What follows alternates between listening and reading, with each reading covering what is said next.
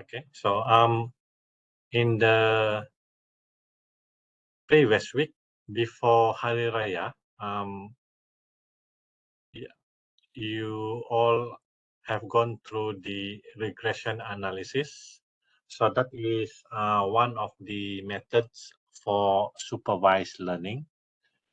Okay, so today we will cover classification. So in classification, we have two types of classification. The first one is the basic one, which is binary, involving two types of classes. And the other one is multi-class if you have more than two classes. Okay, but the foundation for multi-class come from the binary classification. We will look into that more details.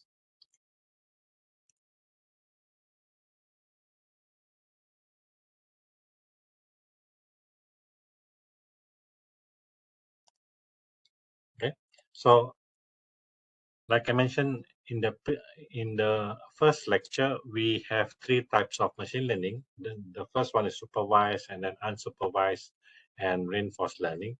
So before Hari Raya, you gone through this.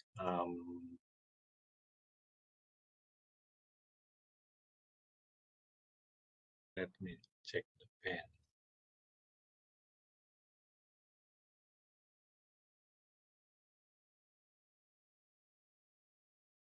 So before Hari Raya, you have gone through the regression analysis. So today we will cover classification. Okay.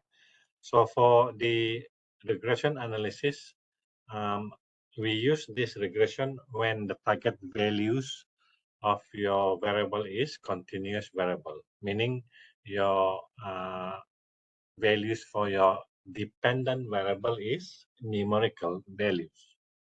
Okay?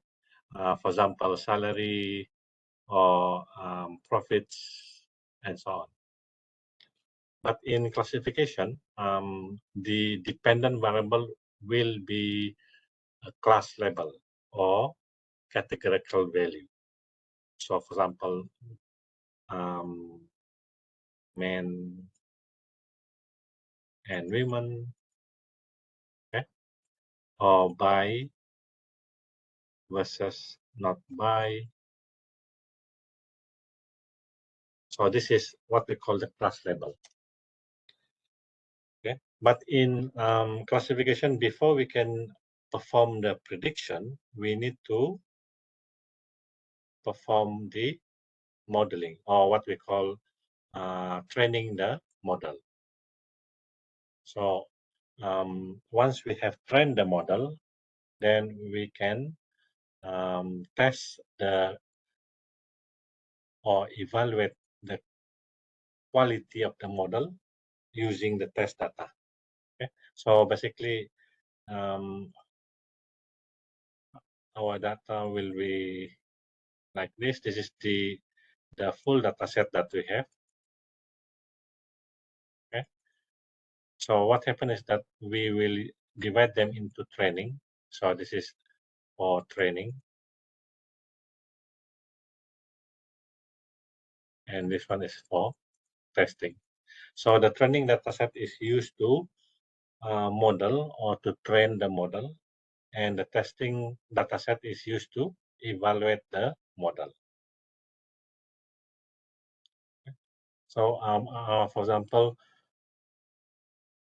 suppose we want to classify a family class. So our prediction is car X a family car or not? So the answer is yes or no.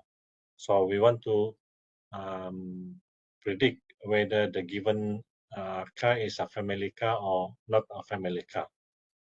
So before we can perform the classification, normally we want to know what are the features that could contribute to the family car. Okay, what do people expect from a family car? So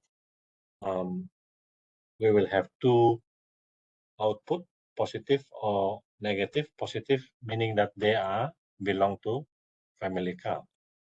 Okay, and negative means they are not belong to the family car. Okay, so for example, some of the features that we may consider will be the price and also the engine power. Okay, so we will consider how can we use this price and also the engine power to determine whether the car is classified as a family car.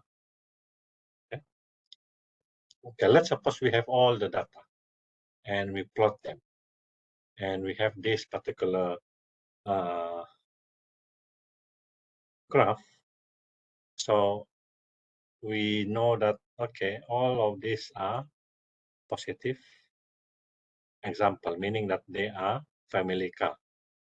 Okay, so the range of this family car for the X1, which is the price, will be from here to here. So these are the range. And for the X2, which is the engine power, it's coming from here and here. Okay, so our task is, or the modeling of the data, they need to know how to estimate the boundary of this box, so that we will be able to classify positive and negative sample. So in this example, we have n tuple. So from T1 up to n tuple. So in this case, we have 3, 3, 4. We have 15. Okay. Okay, 15 number of sample, 5 positive sample, 10 negative sample. Okay, so for each of the sample that we have, so we will have the corresponding class. So the class will be 1 if they are positive, 0 if they are negative. Okay, and each of the sample that we have here, will be represented by X and X1 and X2. X1 is the price, and X2 is the engine power. Okay, so the task of the classification is to estimate the boundary of the box, so that next time when we have a new item, new record, so let's suppose we have new record here.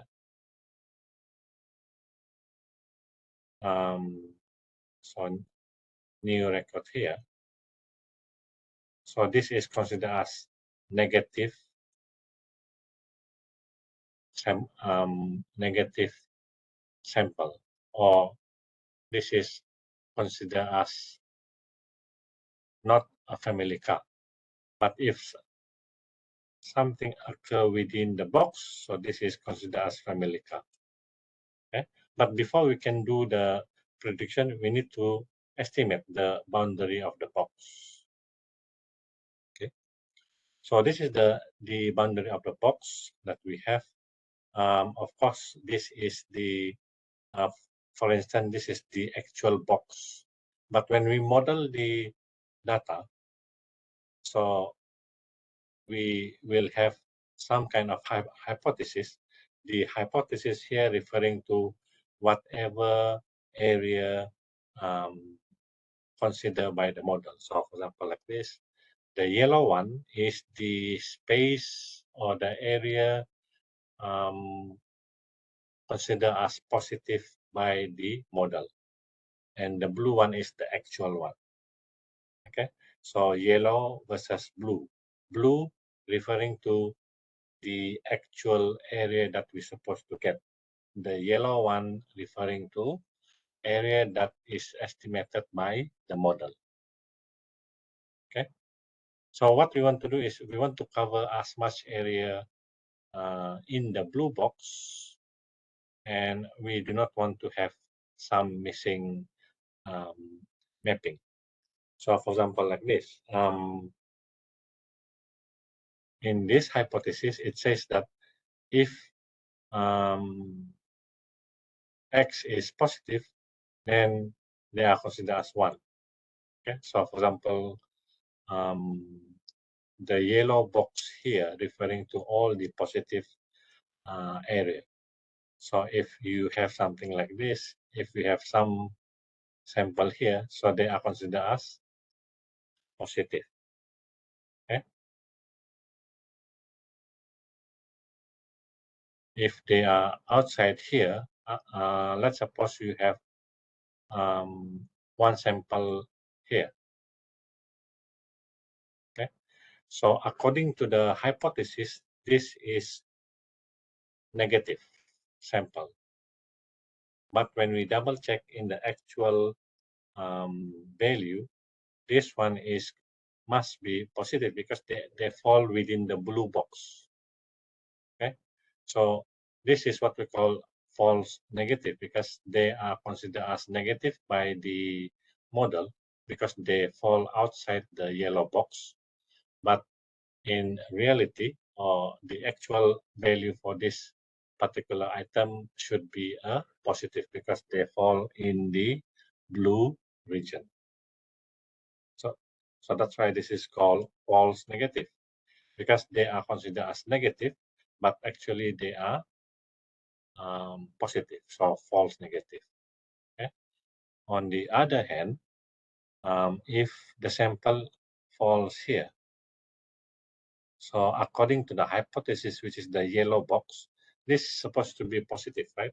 Because they are inside the box, the yellow box. So this one should be positive.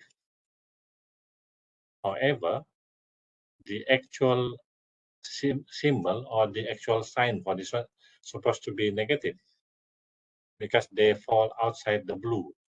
Okay, outside the blue. So this is considered as false positive because this is considered as positive but wrong. So this is false positive. Okay.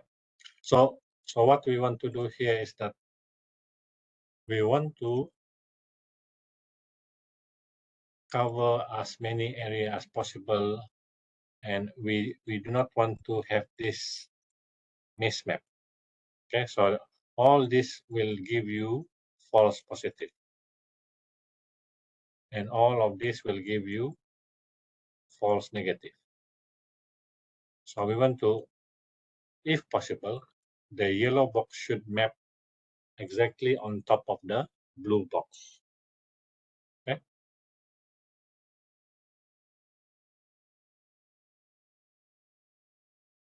So the error that we have here will be the number of X in the hypothesis that does not match with the actual class for the whole sample that we have. So we have the accumulation of number of sample that incorrectly classified. So this is the end. Okay. Okay. So when we talk about trying to optimize the area for the positive one, for example, the area here, this is the actual one, actual area that we want to cover. Okay? And the light blue here referring to the smallest area that we can have that cover the positive sample.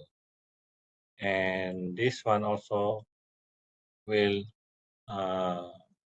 be the area that the model can maximize the area that they want to cover.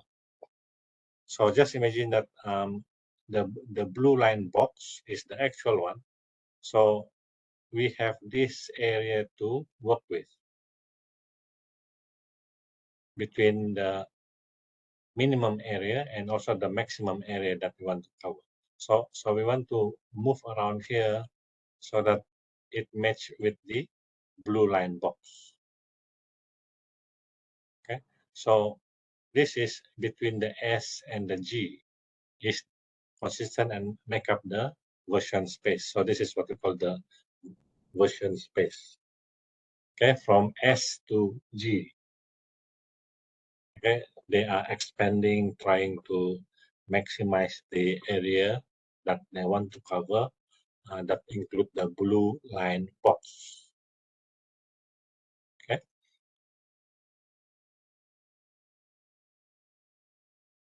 so like I mentioned just now, the S will be the smallest area that cover the positive, and then the G here is like the maximum area that they can cover. So it's covering here, but the actual one will be this. No, this is the hypothesis at the moment. Okay, so this hypothesis must cover the actual area for the data that we have for the positive. Okay? So there are some algorithm that consider binary classification. For example, logistic regression, perceptron, support vector machine, k nearest neighbor, decision tree, and naive bias. So these are some of the examples that we can use. So for this one, we will study this one later on. Okay. So when we try to differentiate between binary and multi-class classification, we are looking at the number of classes involved. So binary classification involve only two types of classes. Multi-class classification referring to the classification tasks that involve more than two classes. Okay. So for example, like this is binary. So for us to model this binary classification, we only need one line or one model. But for this one, multi-class classification, we need to draw three lines that separate them. So that means for multi-class classification, we need to have more than one model. So in this example, we need to have three models. So one model or one formula for the green one, the blue one, and then the red one. Okay, so what is multi-class classification? So this is when you have more than two classes. Okay, so the task is we want to know what class label they should belong to. Okay, so that means one sample should belong to maximum or at most one label. If one sample have more than one label, so they call it multi-label classification. So in which you have this item, new item,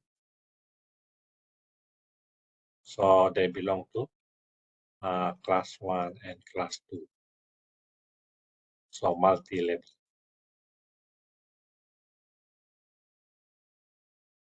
Okay. So for example, this is the for handwritten character. So all of this will be mapped to a letter A. So that means class A. So this is multi-class. We also have this trying to identify the type of photo that we have. So this is multi-class because we have more than two. For a news article, so the output is which section of the newspaper should it belong to. So this is more into what type of what type of section that we have. It could be sports or economy or politics. So we have multi-class. And also for the email, depending on the content of the email, we can classify them into several classes. And lastly is the instruction. So based on what command we give to the system, so they will try to detect and try to classify what which command that we want to execute. Okay.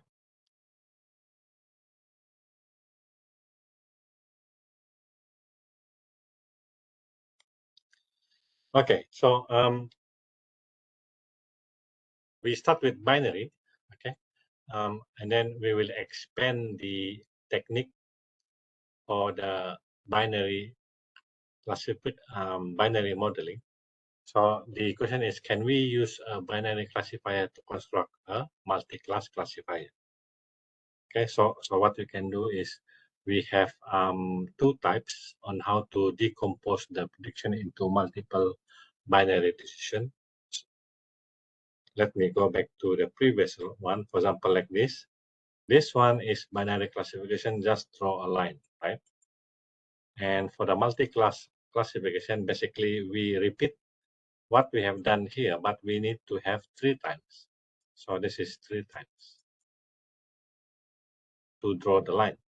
Okay. So what it meant here is that for the multi-class classification, we can decompose the task into 3 binary classification. Okay. We can decompose. We can have 3 multiple model of binary classification. Okay. Okay. So for example, in this graph, we have 3 classes. Okay. So the objective is we do not want to have an overlapping between classes. So for example, like this one will have multi-level because it could be the yellow or it could be the green one. Okay. And also at the same time here, this one, we cannot classify them because they are not belong to either neither one of them. So this is the issue now. We need to cover as much as area that we can have so that our classification will not be incorrectly done. So for this one, it says that, okay, this one referring to the number of sample that we have in the map. And this one referring to for each of the sample that we have, they will have their own classes. So in this case, we will have more than 1 classes. Okay. So this is the number of classes that we have. So the I here will refer to here. So we have k number of classes. Okay.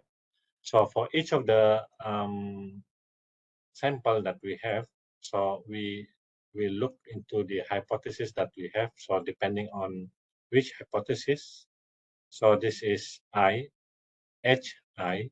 So this one referring to which hypothesis are we referring at. So because we have multi-class, right? Okay. So the I here referring to which class. So in this example, we have 1, 2, 3. Okay. Okay. So here it says that, okay, for that particular sample, it will be 1 if that sample belong to that class. Otherwise, it will be 0.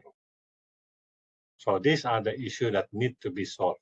We do not want to have multi-level, or we do not want to have area that is not covered. Okay. Okay.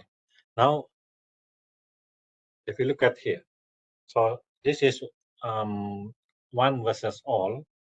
So this is multi-class. So we can use the binary classification in order to perform this multi-class. So this is 1 versus all.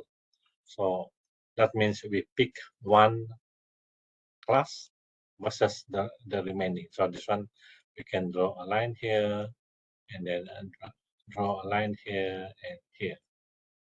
Okay.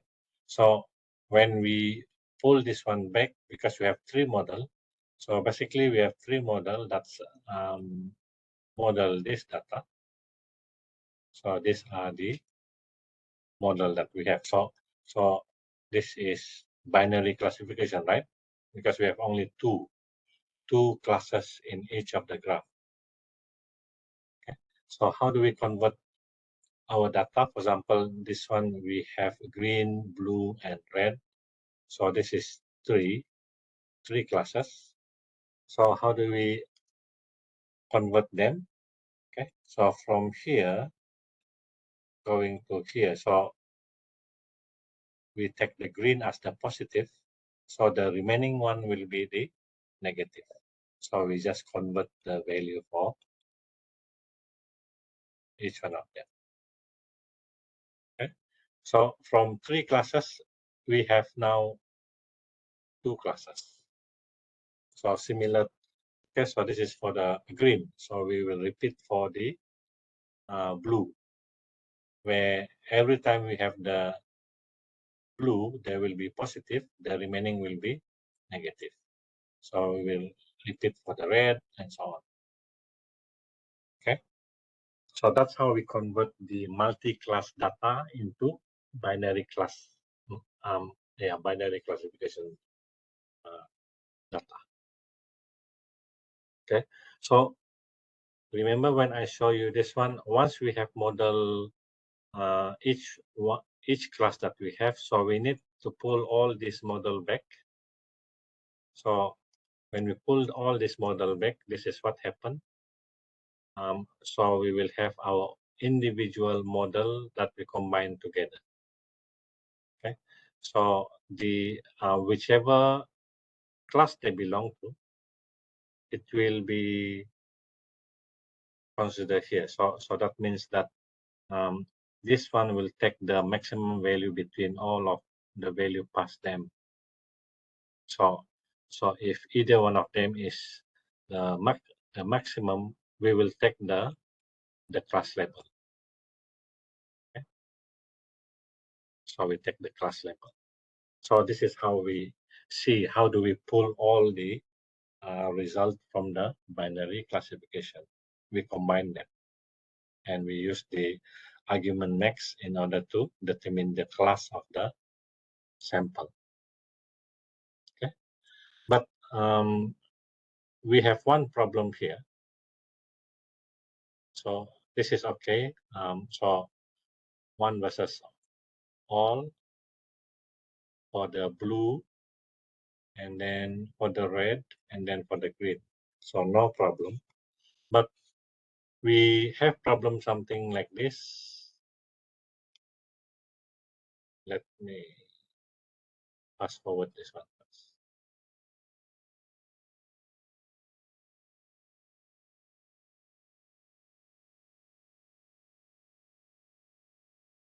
Oh, I think I missed that one. Okay. Okay, for this one we have problem because if we use the previous method, so I will use the blue one first versus the rest, and then the red versus the rest, and then the green.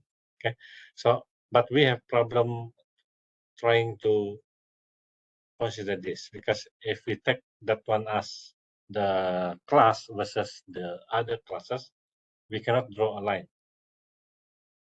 Okay, so how are we going to determine this one? So we will use what we say 1 versus 1.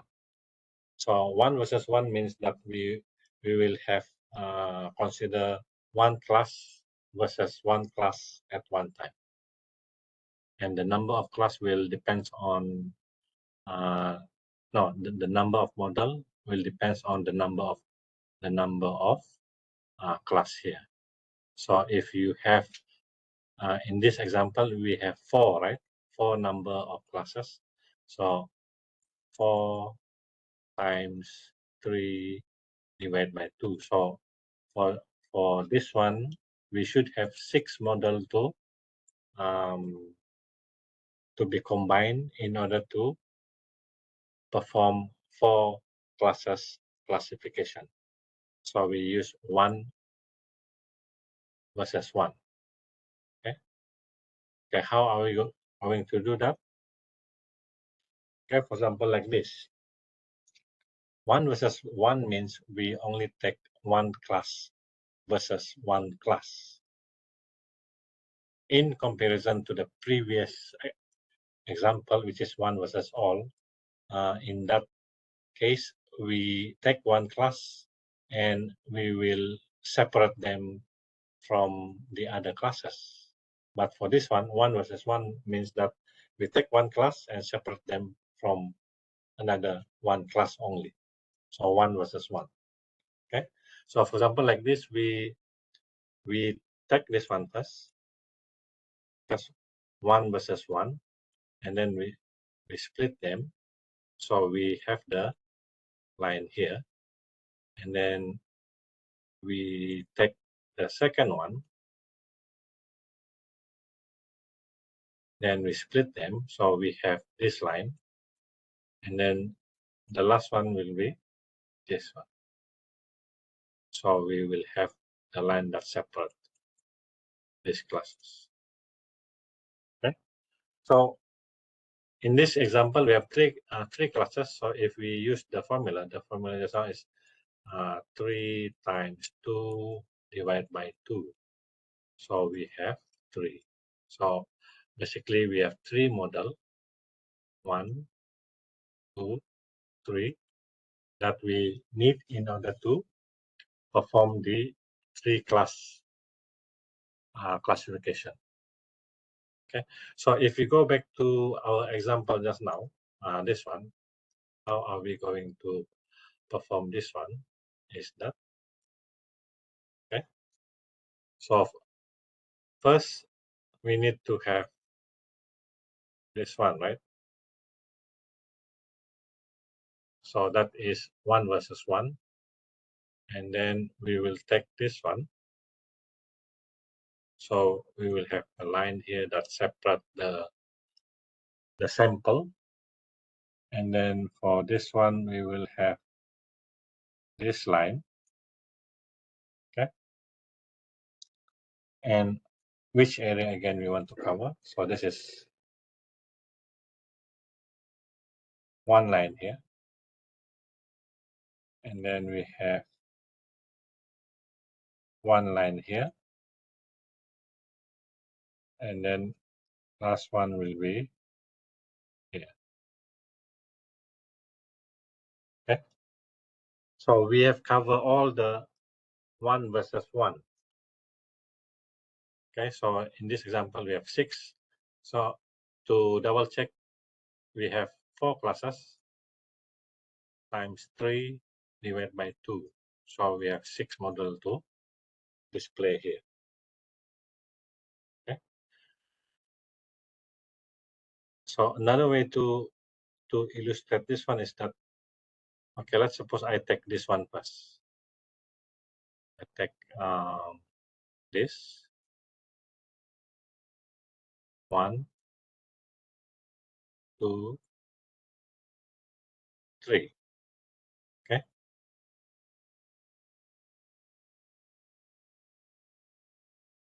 That one I'm considering only this.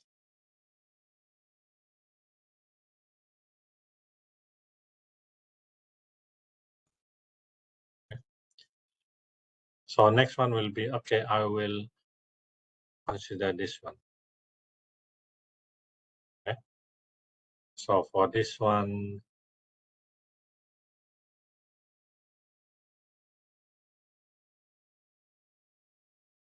I will have to do this. So this one is this.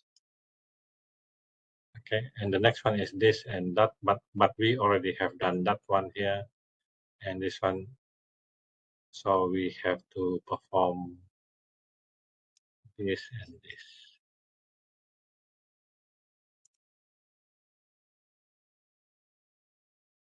Okay. Okay. And lastly, when we left with this. So we want to do the 1 versus 1 also here. This part with this part already done. This part and that part is already done, except this one. Okay. So always when we have n number of classes, we should have n times n minus 1 divided by 2 number of model. So we can double check. Okay.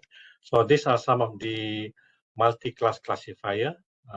We have k nearest neighbor, decision tree, naive Bayes, random forest, gradient boosting. And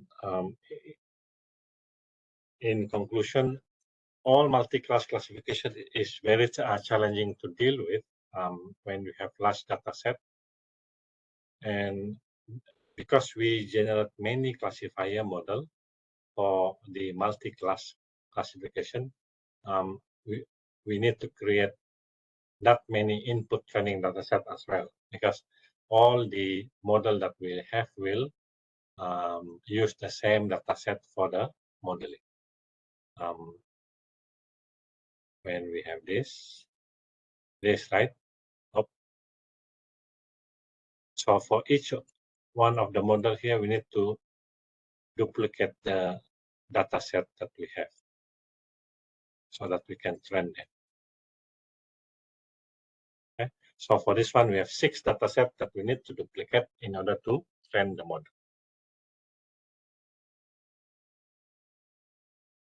Okay. So in 1 versus 1 multi-class classification, we split the primary data into 1 binary classification, because 1 versus 1 for each pair of the classes.